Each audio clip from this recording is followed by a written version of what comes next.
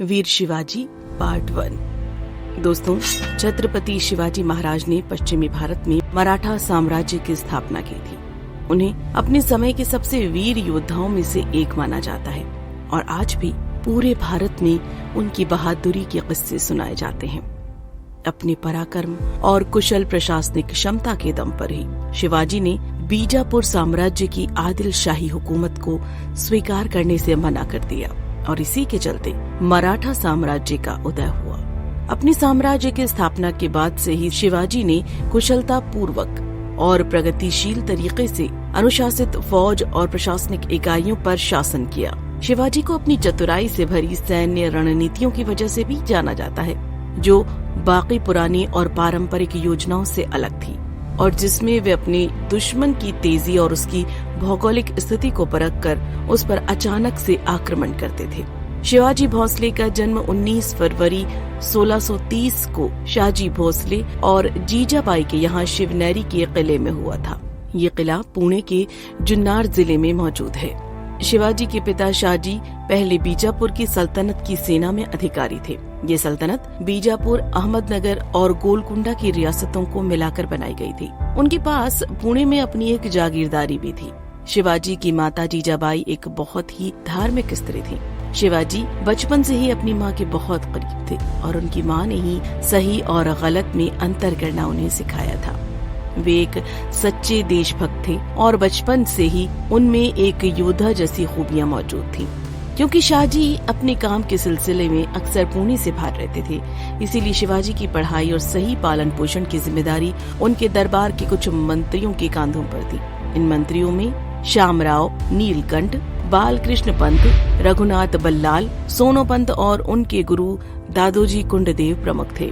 वहीं दूसरी तरफ शिवाजी की सैन्य शिक्षा और युद्ध के गुण सिखाने के लिए कान्होजी जेड़े और बाजी पासलकर को नियुक्त किया गया था।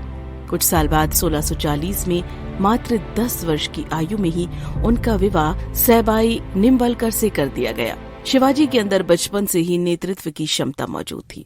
अपने अल्हड़पन और घुमक्कड़ किस्म के होने की वजह से शिवनेरी किले के पास मौजूद सह्याद्री पर्वतों में छिपने के कई ठिकाने ढूंढ लिए थे। शिवाजी की शासन की शुरुआत तब हुई जब वो 15 साल के थे और उन्होंने मालवा क्षेत्र के कुछ किसानों को साथ लेकर वफादार सैनिकों की एक टुकड़ी भी तैयार कर ली और जिसे लेकर उन्होंने बीजापुर साम्राज्य पर अपनी गुरिल्ला युद्ध पद्धति से हमले करने शुरू कर दिए। आगे चलकर भी उनकी इस वफादार सेना ने कई लड़ाइयों में शिवाजी की सहायता की। बीजापुर और अहमदनगर जैसे बड़े साम्राज्यों के पतन के बाद शिवाजी को अपने साम्राज्य विस्तार करने का बल मिला। इसीलिए उन्होंने अपने गुरु के बात के विपरीत जाकर पूना के आसपास के किलों को जीतना भी शुरू कर दिया। सन 1645 तक शिवाजी बीजापुर सल्तनत के अधीन पुणे के आसपास के कई क्षेत्रों पर जीत हासिल कर चुके थे। इन क्षेत्रों में इनायत खान का तोरण, फिरंगोजी नरसाल का चाकन, आदिल शाही गवर्नर का कोंडना, सिंहगढ़ और पुरंदर प्रमुख थे। इसके अलावा उन्होंने खुद अपने प्रतापगढ़ और रायगढ़ के किलों का निर्माण भी कराया। वर्ष 1647 में उनके गुरु दादाजी कुंडदेव की मृत्यु के बाद शिवाजी को अपने इरादों पर काम कर पाने का मौका मिल गया। उनकी सेना ने कल्याण के पास दमन में स्थित एक पुर्तगाली सेटलमेंट को लूटकर बड़ा खजाना हासिल कर लिया। शिवाजी को लगातार मिलने वाली विजयों की वजह से ही वो मोहम्मद आदिल शाह के लिए खतरा बन चुके थे। शिवाजी पर नियंत्रण पाने के इरादे से 1648 में आदिल शाह ने उनके पिता शाहजी को कैद करवा लिया। सुल्तान ने सिर्फ एक शर्त पर शाहजी को रिहा किया कि अब शिवाजी कोई और युद्ध नहीं करेंगे और शांत रुख को अपनाएंगे। लेकिन 1665 में शाहजी की मृत्यु के बाद शिवाजी ने बीजापुर के जागीरदार चंद्रराव मोरे से जावाली घाटी को जीतकर अपनी विजय यात्रा जारी रखी। जावाली को जीतने के बाद उनके लिए पश्चिम और दक्षिण में अपना साम्राज्य विस्तार करना आसान हो गया। इसी बीच आदिल शाह ने अपने शक्तिशाली मंत्री अफजल खान को शिवाजी को काबू करने के लिए भेजा। अफजल खान ने यह भी दावा किया कि वो शिवाजी को कैद करके लाएगा। अफजल खान और शिवाजी की मुलाकात 10 नवंबर 1659 को एक सुलह के लिए बातचीत करने को हुई। शिवाजी को पहले से ही आशंका थी कि ये आदिल शाह का बिछाया हुआ कोई जाल है, इसीलिए वो अफजल खान से मिलने के लिए कवच पहनकर और हाथ में बाघ का नख लगाकर वहां पर गए। जब अफजल खान शिवाजी से मिलने प्रतापगढ़ के किले में पहुंचा तब शिवाजी उनसे मिलने अपने 2 बॉडीगार्ड्स के साथ आए। अफजल खान ने शिवाजी की झूठी प्रशंसा की और उन्हें गले लगाकर उनकी पीठ पर खंजर मारने की कोशिश की। तब शिवाजी अपने कवच की वजह से बच गए और फिर शिवाजी ने तुरंत ही उस पर हमला किया और उत्तर स्वरूप बाघ नख से वार करते हुए अफजल खान को लहूलुहान कर दिया। उनके हमले का अफजल खान कोई भी जवाब नहीं दे पाया। शिवाजी के हमले से अफजल खान लहूलुहान हुआ और उसकी मृत्यु हो गई। इसके बाद शिवाजी ने अपनी फौज को बीजापुर के सभी बिना राजा वाली रियासतों पर चढ़ाई करने के आदेश दिए। शिवाजी के लिए प्रतापगढ़ के युद्ध को जीतना काफी आसान रहा, जिसमें मराठा सैनिकों ने बीजापुर के करीब 3000 सैनिकों को मार गिराया।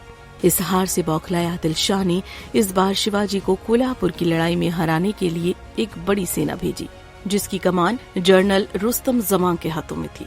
शिवाजी की चतुर रणनीति की वजह से वो युद्ध भी जीत गए और जनरल को अपनी जान बचाकर वहां से भागना पड़ा। आखिरकार मोहम्मद आदिल शाह को विजय का मुंह देखने को मिला जब उसके जनरल सिद्दी जौहर ने 22 सितंबर 1660 को पन्हाला के किले को अपने कब्जे में कर लिया।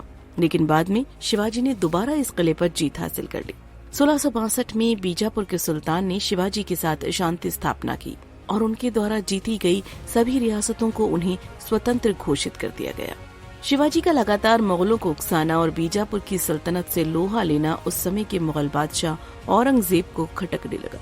औरंगजेब ने शिवाजी को अपनी विस्तारवादी नीति के बीच में एक रोड़ा समझा और इसी वजह से उसने अपना ध्यान मराठों की ताकत को कम करने में लगा दिया। उनके बीच मुकाबला तब शुरू हुआ जब 1657 में शिवाजी के मंत्रियों ने अहमदनगर और जुन्नार की मुगल रियासत पर हमला किया और उसे लूटा। हालांकि बरसात के मौसम और दिल्ली में उत्तराधिकार को लेकर लड़ाइयों की वजह से औरंगजेब को अपना ध्यान इस पर से हटाना ही पड़ा। इसीलिए उसने अपने मामू शाइस्ता खान, जो उस वक्त दक्कन के गवर्नर थे, को शिवाजी का दमन करने का आदेश दिया। शाइस्ता खान ने अपनी पूरी ताकत से शिवाजी पर हमला किया और उनके कई महत्वपूर्ण किले और यहाँ तक कि उनकी राजधानी पूना पर भी कब्जा कर लिया। इसके थोड़े वक्त बाद ही शिवाजी ने वापस चालबाजी से शाइस्ता खान पर हमला किया और वो इस हमले से घायल हो गया और आखिर में उसे पूना छोड़कर भागना ही पड़ा। इसके बाद एक बार फिर शाइस्ता खान ने शिवाजी पर ताबड़तोड़ हमले किए और कोंकण में मौजूद कई किलों पर कब्जा भी कर लिया। अपने खाली हो रहे खजाने को भरने के लिए शिवाजी ने एक महत्वपूर्ण मुगल कॉलोनी सूरत पर हमला किया और मुगलों की संपत्ति को जी भर कर लूटा। शिवाजी के इस हमले से तमतमाए औरंगजेब ने 1,50,000 सैनिकों की एक फौज शिवाजी को परास्त करने के लिए भेजी, जिसकी कमान उन्होंने जनरल जय सिंह प्रथम के पास रखी। मुगल सेना ने बड़ा बदला लिया और शिवाजी के कई किलों पर नियंत्रण किया, उनका धन लूटा और वहां मौजूद सैनिकों को बड़ी बेरहमी से मारा। अब आगे कोई खून खराबा ना हो, इसीलिए शिवाजी ने औरंगजेब के साथ एक समझौता करना चाहा। इसी सिलसिले में 11 जून 1665 को पुरंदर का समझौता किया गया, जिस पर शिवाजी और जयसिंह दोनों ने ही अपने अपने साइन किए। इस ट्रीटी के मुताबिक शिवाजी को अपने 23 किले मुगल साम्राज्य को सौंपने पड़े और 4 लाख मुद्राएं भी क्षतिपूर्ति के लिए देनी पड़ी। औरंगजेब ने शिवाजी को अपने दरबार में बुलाया ताकि वो उनकी सेना की ताकत से मुगल सेना का विस्तार करके अफगानिस्तान तक ले जा सके। शिवाजी अपने 8 साल के बेटे संभाजी के साथ आगरा गए। वहां जाकर औरंगजेब के बुरे बर्ताव की वजह से वो क्रुद्ध हो गए, लेकिन जब वो उसके दरबार में जाने लगे तब औरंगजेब ने अपनी खिसियाहट की वजह से उन्हें वहीं महल में ही कैद करवा दिया। लेकिन एक बार फिर बड़ी ही चतुराई से वो औरंगजेब के सैनिकों को चकमा देकर वहां से बच निकले। जेल में उन्होंने अपनी बीमारी का बहाना बनाकर वहां के मंदिरों में भेंट के रूप में फल की टोकरियां भेजने की मांग की। ये टोकरियां मंदिर में ले जाने के लिए तैयार की गयी। तभी शिवाजी ने एक फल वाले का भेष बनाया और पुत्र संभाजी को एक फलों की टोकरी में छुपा दिया। 17 अगस्त 1666 को वो भाग निकले। इसी बीच मुगल और मराठों के बीच मुगल सरदार जसवंत सिंह की कोशिशों से कुछ साल तक शांति का माहौल बना रहा, लेकिन फिर 1670 में शिवाजी ने मुगलों को मराठा साम्राज्य से पूरी तरह से बाहर निकालने के लिए उन पर हमले किए और अगले 4 महीनों में ही अपनी ज्यादातर किले और क्षेत्र मुगलों के अधिकार से वापस छीन लिए। अपने शासन के शुरुआती दिनों में शिवाजी ने अंग्रेजों से तालमेल पूर्ण संबंध बनाए थे, लेकिन जब अंग्रेजों ने 1660 में उनके पन्हाला के किले पर अधिकार करने के लिए बीजापुर की सल्तनत की तरफदारी की, तब 1670 में उन्होंने बॉम्बे में अंग्रेजों से युद्ध के लिए हथियार खरीदना बंद कर दिया। ये लड़ाई तब और भी गहरी हो गई जब अंग्रेजी सेना ने डंडा राजपुरी की लड़ाई में उनका सहयोग करने से मना कर दिया और इसी वजह से शिवाजी ने राजापुर में स्थित अंग्रेजी फैक्ट्रियों को लूट लिया। इसके बाद भी इन दोनों पक्षों के बीच सुलह कार्रवाई के प्रयास किए गए, लेकिन वो तमाम ही फेल हो गए और इंग्लिश लोगों ने शिवाजी को जरा भी सपोर्ट देने से मना कर दिया। तो चलिए अब इस वीडियो की कहानी को यहीं खत्म करते हैं और आगे की कहानी के लिए आप हमसे जुड़े रहिए और हमारे अगले वीडियो का इंतजार जरूर कीजिए, जिसमें हम आपके लिए लाएंगे वीर शिवाजी पार्ट 2। अगर वीडियो पसंद आया हो तो लाइक जरूर कीजिए और अगर आप चैनल पर नए हैं तो इसे सब्सक्राइब भी कीजिए इंतजार हमारी अगली वीडियो का। नमस्कार।